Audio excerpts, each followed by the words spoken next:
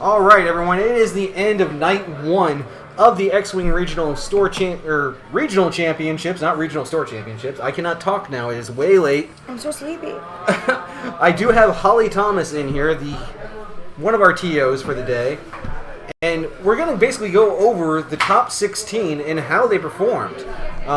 This was a really tough day for everybody, really. Yeah, it was all really, really close.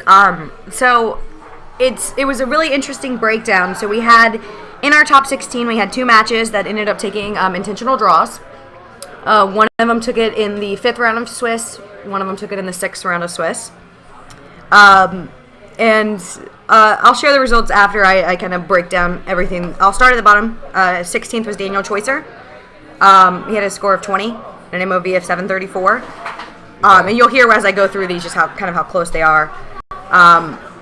15th was Adam Smith, MOV of 734. So 4 points separated them. 4-point difference from 16th to 15th? Yep.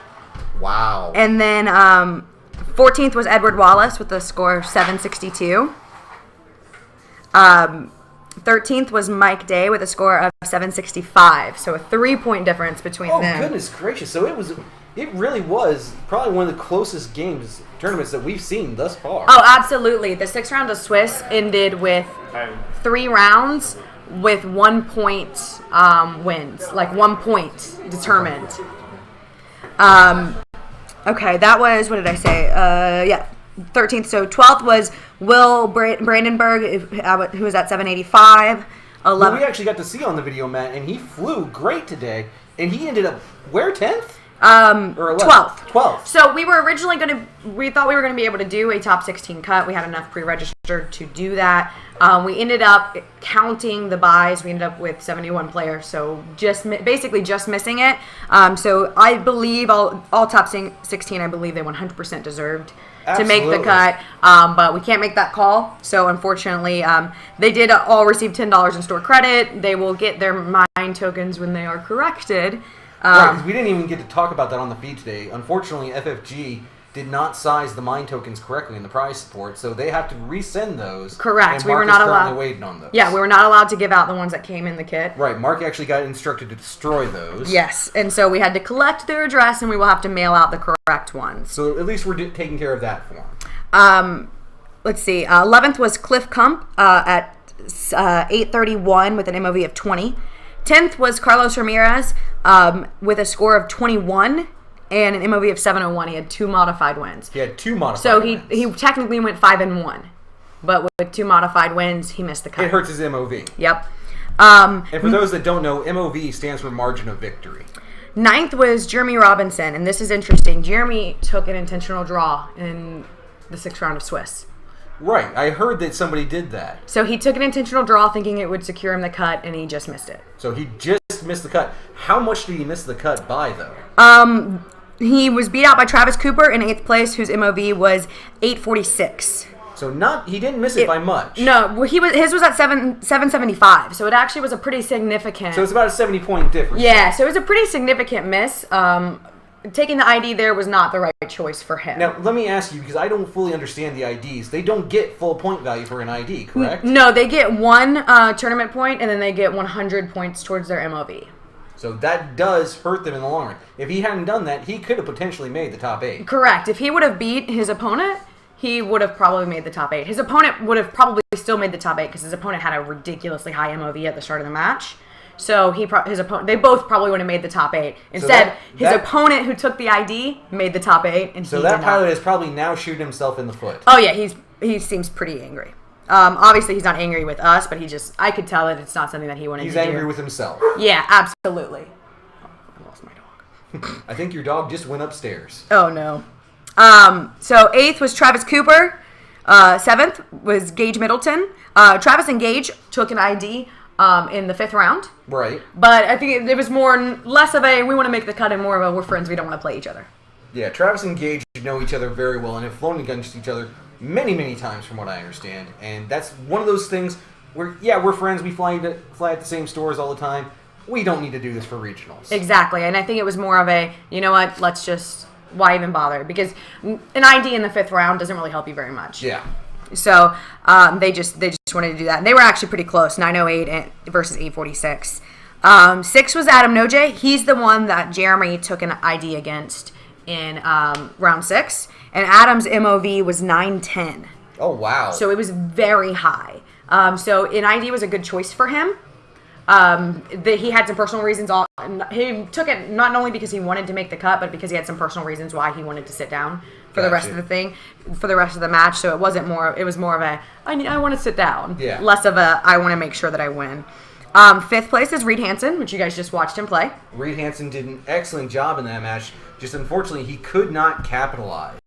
And his score was 23 with an MOV of 822. So he had a modified win in there somewhere too. Yep, he did. And I think that Reed made the right choice in not taking I absolutely agree with you. If he would have taken the ID, he probably would have been dropped out. Yeah, it would have dropped him to a 22 score.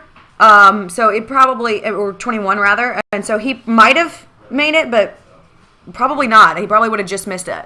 He probably would have just missed it because he would have only gotten 100 points. But still, he was blowing up ships left and right. It was down to 1-1 left at the end of that match. He made the right choice for him, and I think that it was the smart choice as far as making sure that he placed. 4th place was Kyle Eggers. Kyle is from Orlando, and he always does a really good job. I think he placed 3rd in our store championship here. I believe you're correct on that one. And he had an MOV of 827 with a 23, so he had a modified win too. Lots of modified wins today, just like a ton of them. And it was crazy. And it was a heavy scum day too. That it was. It was a heavy scum day. We actually saw mostly Rebel and Imperial on our mat actually. Really? Because I would say we were probably like 70% scumless. Yeah, we had 2 matches where we got to see the same person play the same Rebel squad. And then we got to see 2 matches in a row back to back, which was actually hilarious because we got to watch Ariana's husband, Demian, on here. And then the match prior to that, we got to watch Jessica's future husband, Chris. Play the same list? Well, no, Demian wasn't playing the same list, but Josh Newell was playing an almost exact same list as Chris Chilcote. Oh, that's funny. There were a lot of mirror matchups today. It's pretty funny. The meta is really strong. I saw so many triple jump masters, and it's kind of yeah, there were like 5 or 6 and a bunch of bug zappers just walking around. So triple jump masters with feedback arrays and everything like that, and so it's very big out there right now. It's interesting, and what I did see was palp shuttles are going away. There were not as many out there, so that was interesting. I thought I would see more of those. 3rd place is Scott Morgan with an MOV of 826 and a score of 25. Wow. Yeah, he was kind of quiet the whole day. He just kind of slipped in. He had a first round bye. He had 5 perfect wins. Yep. First round bye, and he just slipped in. 2nd place was Marcus Morton. Marcus Morton, who we actually mentioned early on in the broadcast. We are definitely considering him a dark horse to take this tournament all the way because he's an excellent flyer out of Orlando again. He lost once today, and he lost to Jimmy Kelly, who's first. Oh, wow. Yep. So that's kind of to add insult to injury for him to come up right behind Jim. And it was a very close loss. It wasn't modified, but it was not like a 100 point. Right. He was not wiped off the table. It was I think it was like a 73 to 43 type loss. Well, that is awesome. And Jimmy Kelly finished with a score of 30 and an MOV of 913. So we had an excellent day of X-Wing, and it's just amazing. Yeah, I'm really excited about tomorrow. Tomorrow we're going to do the top 8, and we're also going to run some side tournaments. It's going to be a ridiculously fun day here at Get Your Fun On. I'm really stoked to see how everything turns out. I think we will be surprised at how it ends up. I have my thoughts of who I think is going to end up taking the who I think is going to end up taking the win. And I don't think it's who anyone else is counting on. So you're not thinking it's going to be either Marcus or Jimmy at this point? I think Jimmy has a really good chance. I think everybody's scared of Jimmy. It definitely should be with the way he flew that last My match. money is on Adam Noje. Adam Noje. The only loss Adam has is Adam has been playing for less than a year. Right. This is his first tournament season. The only loss he had today was because he had Omega Leader. Yes. And he let someone use focus tokens. Oh. He did it when he had him target locked. Yeah, he didn't think about it, and he just let him use focus tokens, and he ended up losing that match. he should not have lost that match. He should have had a perfect day, and he should have ended up tabling that guy. And it wasn't until he came and talked to us afterwards, and he was like, I want to talk about this. I'm not sure I played this match out right. If he would have called a TO over, he would have ended up winning that match. So it did definitely hurt him. It definitely hurt him. So I think it was a little bit of an ignorance to the rules. Right. But I think that he has the skill to win. Well, that's excellent. So we definitely have a lot to listen out for tomorrow. Now, unfortunately, I'm not going to be here broadcasting. Ariana will still be here. I think we actually may be having Joshua Newell, who is a great pilot that we saw on the table earlier tonight, come in and take over my spot. So, and I'll pop in. And you and Wendy both pop in on an occasion. Yeah, we'll pop in and we'll talk, and I'm sure Carlos will too. Yeah, I'm actually going to try and see if I can get Carlos in here for just a minute because I want to talk to him because I know he's a little disappointed in how he flew tonight. He's disappointed, not just in how he flew, but one of the reasons why he got kind of nosed out is because of the attentional draws. Yeah, I know Carlos. You know how well we all get along here. Yeah. Especially Space Coast X-Wing Leaguers. Carlos did. He was so close, 5-1, and he gets edged out because 2 IDs. Yep. And Carlos is a big opponent against the ID rule. And for those who don't know that are listening, Carlos is the defending regional champion for the regional, and also my fiance. And I was the first X-Wing match I ever watched to completion was the match that Carlos won last year at regionals against Travis Cooper. And that was the first match I ever watched. And I live tweeted it, and I was like, I don't know what's happening. Travis just K-turned. I think that's bad. And so that was that was my introduction to it, and that was what gave Carlos, I think, the confidence to really start blowing up in X-Wing. And I think this whole intentional draw thing has just really soured it for him. It really has. And I think it soured it for a lot of people because it kind of takes the true competition out of it. We did have players asking us, well, I want to, at their table, well, I want to see the standing, I want to see where everyone else is before I make the decision. And I had to tell them straight up, no, that is collusion. That's basically akin to going around and asking people their scores before you draw. Exactly. If your opponent is okay with telling you their score, then that's fine. Go for it. Then you guys can make that decision. But you can't go around asking everybody's score. That's collusion. Well, it's one of those things that I love that you and Wendy decided to do when we decided to actually do the commentary is by making this camera feed not just the top 2 players every time. Because we would have been seeing the same person on this mat all day long. Yep, and we actually randomized all the tables, and we didn't post any results. We wanted everybody to focus on the game and not... Yeah, nobody knew where they were standing at the time. Correct, and we did not unrandomize the tables until the last round. And it was literally just to stop the intentional draws. We wanted people to play the game. What's the point in coming and just drawing? The point is to play the game and to actually see how things turn out. And I think because of that, we had a really successful day. I think the draws that we had, the people that drew, I think they drew for the right reasons, most of them. Absolutely. So. Now, I want to give you just a moment because earlier tonight, it did get mentioned that you do comedy outside of doing just X-Wing TOing. Yeah, so I'm a stand-up comedian. Go ahead and let's give some ideas of when people can see you and where you're going to be at next so they can come and actually listen to you. Because obviously they know that you do have some humor from when you were in here talking with us earlier. Oh, yeah. So the third Thursday of every month, I do a show at Bug Nutty Brewing Company in Merritt Island, Florida. And essentially I bring in just a bunch of really amazing comedians and I host a show. So that's my one thing that I do right now. I used to do a whole lot more, but I am planning a wedding and I commute an hour to work each day, so I can't do the Wednesday night comedy nights that I used to do and the Tuesday night that I used to do.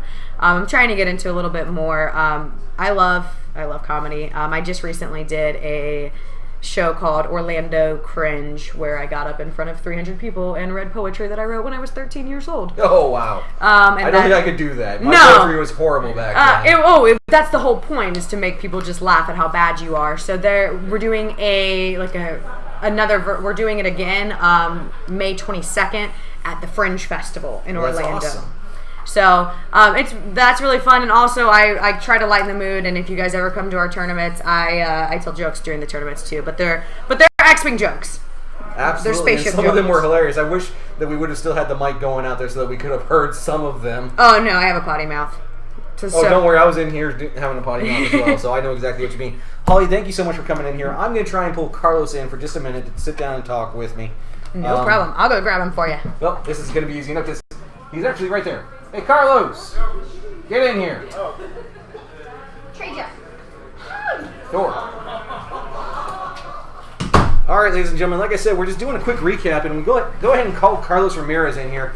Hi, everybody. He was the defending regional champion, and unfortunately, due to those IDs that we both hate, you got edged out. What happened, bud?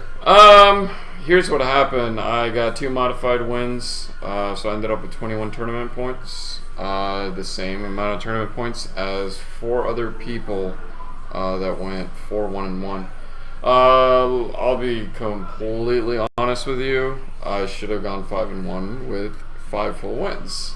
But I made 2 critical mistakes. I remember specifically what those critical mistakes were. The first one was very obvious. I flew a corner jacks off the board at full health.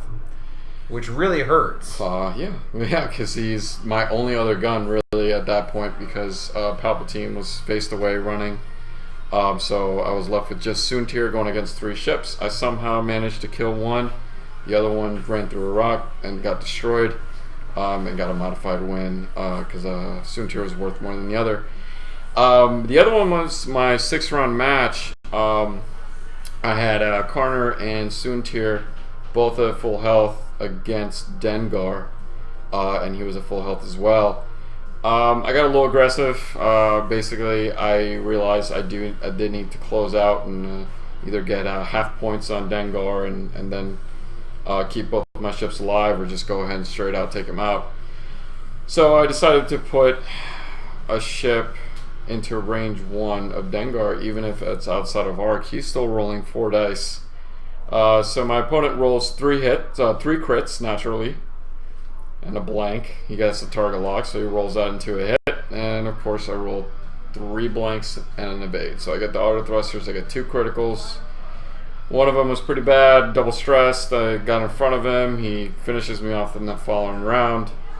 And I was able to stay aggressive with Soontir and knock out all his shields and do that 1 critical damage to get the modified win, but it just wasn't enough. Intentional draws are intentional draws. There's no real reason to complain about it anymore. Obviously, FFG's aware of the issue, and they will be fixing it. Obviously, if it would have been fixed in time for this regional, then maybe I wouldn't have been in the situation I'm in. But game would have been completely different, in my opinion, on that one. Yeah, I think really, to be honest, the glaring issue here also is the modified wins being 3 points. It's garbage. Well, actually, let's go back a little ways, because we're going to go back to the start of the day. Your round 1, which is the only time you took the loss today. Round 1 was the modified win, and round 2 actually was loss.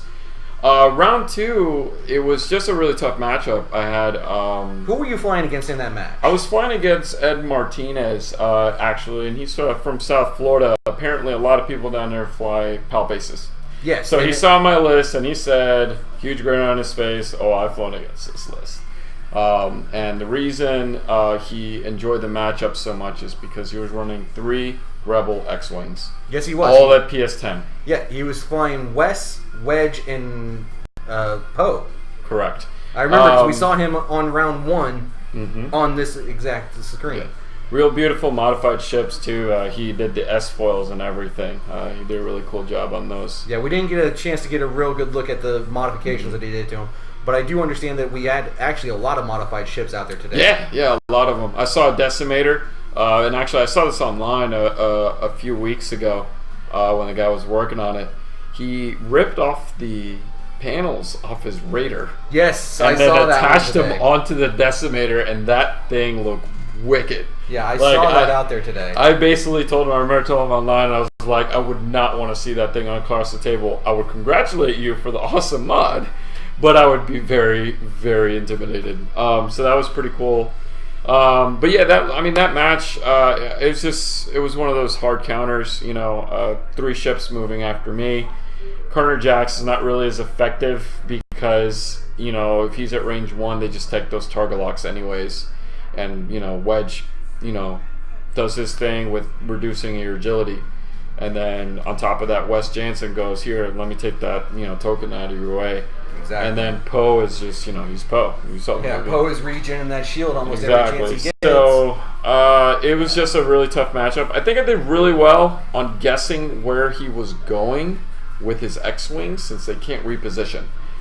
So I had, obviously, that into effect where I could go, well, if he goes here, this is where he lands. He can't do anything about it. So I did pretty well about dodging his arcs. The only issue came is just trying to close out Wedge.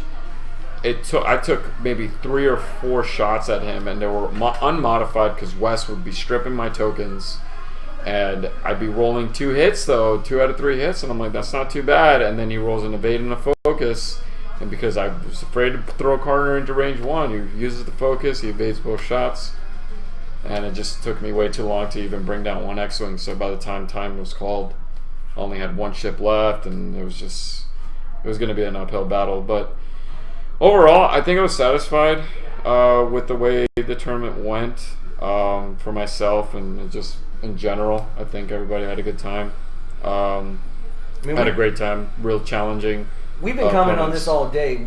Some of us are a little disappointed that none of our Space Coast X-Wing leaguers actually made it into the top 8, but it was a tough day for all of us. It was just a really good spread of players.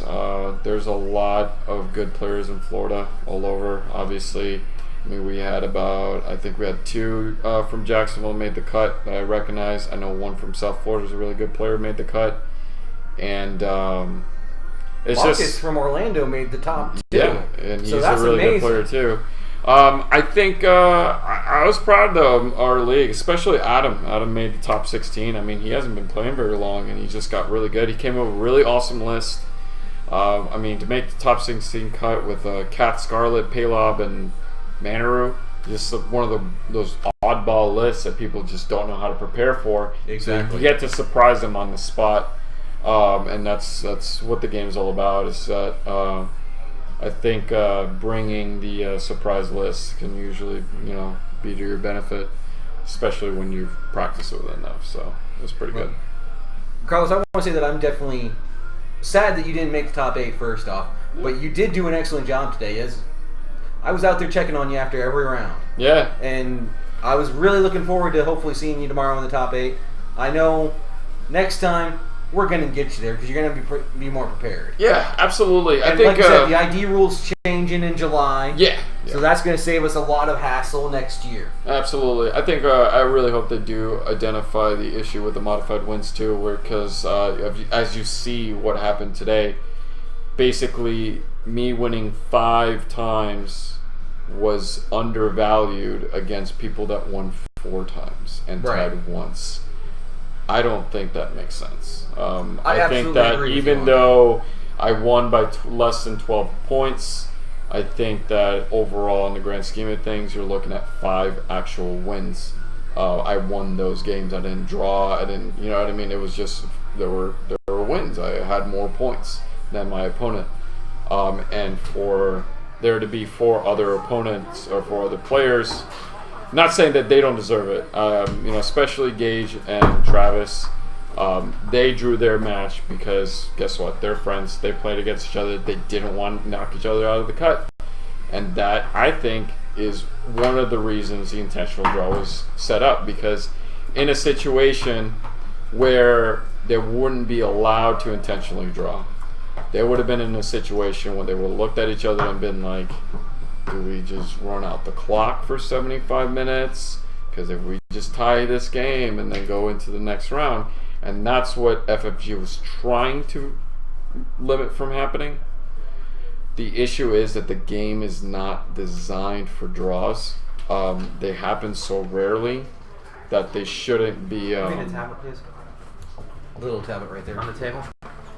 Tablet. Carlos can't see it. Yeah, I'm sorry. Yeah. I don't think intentional draws in general happen often enough to warrant having to have that kind of rule.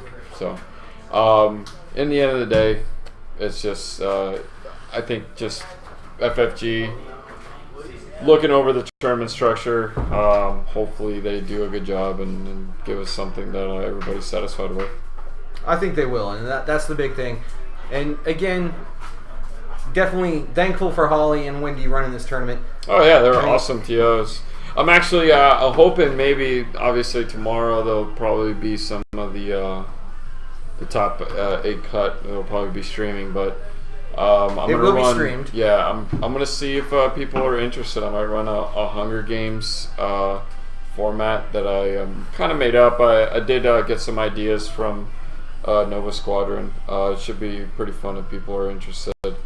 Otherwise, I'll just come in and check out how the top cut does and see who wins this regional tournament. Should be fun.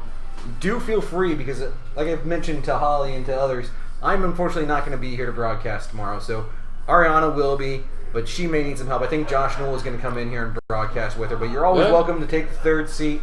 Yeah, that'd be cool. Yeah, I'm obviously talking about X-Wing is pretty much all I do. So. Good God, I know. You blow up my phone almost every other day with that stuff. But anyway, we're going to go ahead and sign off for the night. Again, this has been the X-Wing Regional Championships for the state of Florida 2016. Cut to the top 8 tonight. Tomorrow they will fly 4 top 8 spots. And thank you very much for listening and watching, guys and girls. Y'all have a good night.